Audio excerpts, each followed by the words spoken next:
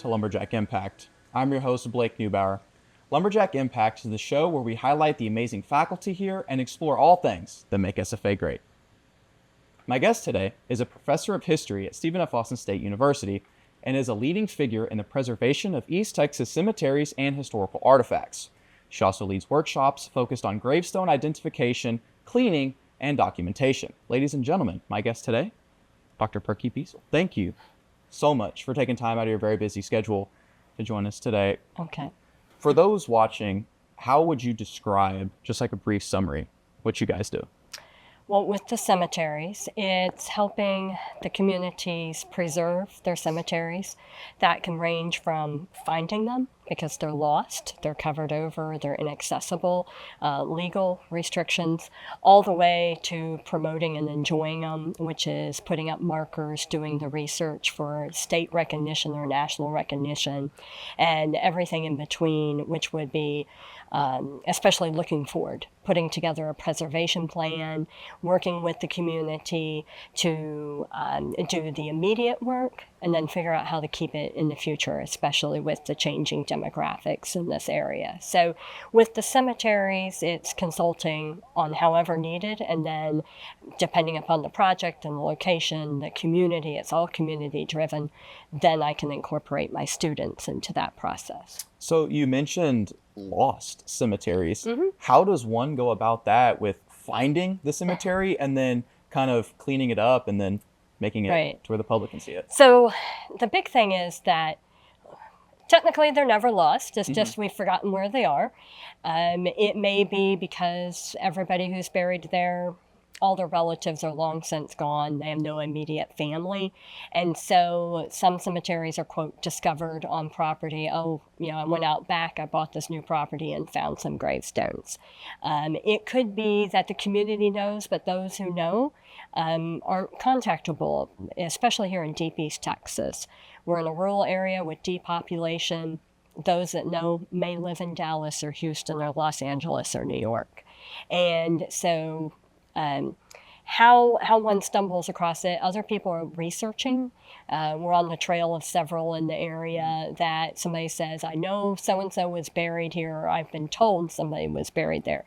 But now we have to figure out where was that, because somebody might refer to it as the Blake property, and somebody else might say the Perky property. Well, what was the legal name of that property? So there's a lot of different ways that it can become unknown or lost, and that process depends upon, how many connections we have. And once again, the community. Are you simply asking the right person in the community? So you mentioned that research process, and you talk about what could be the Blake property or the Perky property. How many properties or cemeteries could y'all be doing things on at the same time? Is it one or is it numerous? Kind of what does that process look like? It could range, one or two to a dozen or so at a time. Now, if you're doing the hands-on work, that's the clearing, the chainsaws, the cutting out the weeds, of course, watching out for the snakes, cleaning and the clearing. That's going to be a few at a time, but you'd be amazed at what we can do in one afternoon with a group of dedicated community volunteers and some hardworking students. So what would you say the students gain from physically going out there and actually being hands-on in those cemeteries instead of like the digital learning opportunities that we have in the world today? Right. So what students tell me is, first of most of them never been in a cemetery, or they've always thought it's a scary thing. And now they go out, especially because I'm a public historian, I work with the public, they're going out and they're having somebody tell them why this cemetery is important. So now they're learning that places matter, that places have history, and cemeteries are very often the only place that has a history of these particular people. So they go out and then they learn. I mean, they get to be Indiana Jones and find, broken headstones or covered over headstones and things like that. And so there's the physicality. At the end of the day, you're hot and tired and scratched up and beat up. Yet you look across and here's the cemetery, and the community members are often in tears and giving you hugs and These are people that they've never met before, but we sit and you often have lunch with them and hear the stories. So everything that we're trying to teach in our history classes or landscape and place comes alive then. And very often, then they can follow up on the research. But if you haven't been to the place, a historic site, it's very hard to do that digital research or that paper research. So for some, the very first thing is get out and see it in person. So you mentioned hearing the stories and having lunch and the hugs and the tears with these people. Would you say that that's the most rewarding aspect for the students or for you, doing this? Absolutely. Absolutely. I mean, that's why I keep doing it, because it makes a difference to the community members. That's why I've been working with some cemeteries for close to 20 years, off and on. The mother is now stepped down, and now I'm working with the children who are managing the cemeteries. But that is what makes the most difference. And realizing whether it's not your family or not, we are all part of a larger community. And so helping preserve that community. So even if our students working aren't from Nacogdoches County or Houston County or Sabine County, it's part of that larger human story. And so many of them are inspired to go ask their family about their own cemeteries. Where are my people buried? Or to go visit them, or to then go clean up their cemeteries. What would you say the most challenging aspect of going about the cemetery process or the historical artifact process? What would you say the most challenging aspect is? Simply getting the students out there. I work in a large radius, and that's what makes it the most difficult for me when I have cemeteries 2, 3 counties, 4 counties away who want me to come, and I'm like, funding, how do I get a van? How do I get students? I don't feel like I can ask students to drive, 250 miles round trip on their own. So it's simply funding. And the vast majority, 99% of these cemeteries, they don't have the funding to cover, a van or anything like that. I mean, they're doing good to do what they can do. So that has to come from me. And so that's the hardest part. The supplies we can get the elbow grease. The communities are always happy to provide the lunch. But just the transportation and being able to coordinate, and that's probably the most difficult, frustrating, and heartbreaking part. You mentioned 250 miles, just for example, round trip. I'm sure in that time there's a lot of great conversations, a lot of stories being told. In your personal experience, what's one of your favorite memories while being with the students and being on a trip like that?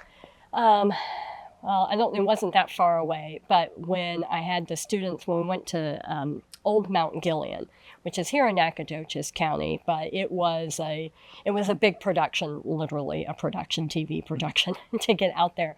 But those students, it was a mix of high school and college students, just going, I never understood what it meant for communities to be disconnected from their families, and meeting elderly people who hadn't been to see their grandparents' graves in over 50 years. So, and that type of reaction occurs time and time again. So with the historical artifacts side of it, the trunk that was believed to be linked to Thomas J. Rusk, what does the investigation process look like going into that? So the material culture, so is it a trunk that even has the materials and the type and the design that even would fit within Thomas J. Rusk's lifetime? That would be the first step, and that was one of the first steps. Then, okay, do we have any documents about Rusk, personal papers, accounts of him traveling? So you use the artifact as the clue. What can you glean from that? Everything, looking at it. And then on this case, the person. And then we had to take into account, was it possible? Can we trace the provenance of that artifact back to him? Looking ahead, what preservation trends or projects do you have coming up in the near future? Well, continuing to work with the old university building, that's been a big one this semester. I've been waiting about 20 years to be working there, and we're working there now. And so that's been a great opportunity. My students have completely refreshed that exhibit there. Ezekiel Cullen House over in San Augustine, that's continuing. And then Artifacts Buildings as Artifacts and Places, that's coming up, working with the city of Nacogdoches on historic sites, resurveying. And that's a project we began over 10 years ago. And I've been coming back to it over the years. And so, because I consider a place, a site, as equal of an artifact as a museum object. So we're working with big stuff as opposed to the small stuff. Most definitely. That's very exciting things coming up in the near future. And for more information, where can the people go? Easiest thing is contact me at pbeisel@sfasu.edu. Well, that sounds great. I appreciate you so much Absolutely. for joining us. And thank you so much as the viewer for watching Lumberjack Impact. Stay tuned for more episodes in the future. And for more content, go to youtube.com/JackTVSFA. For myself here at the desk, to everyone in the studio, thank you so much again for watching. Have a great day, and Axum Jack.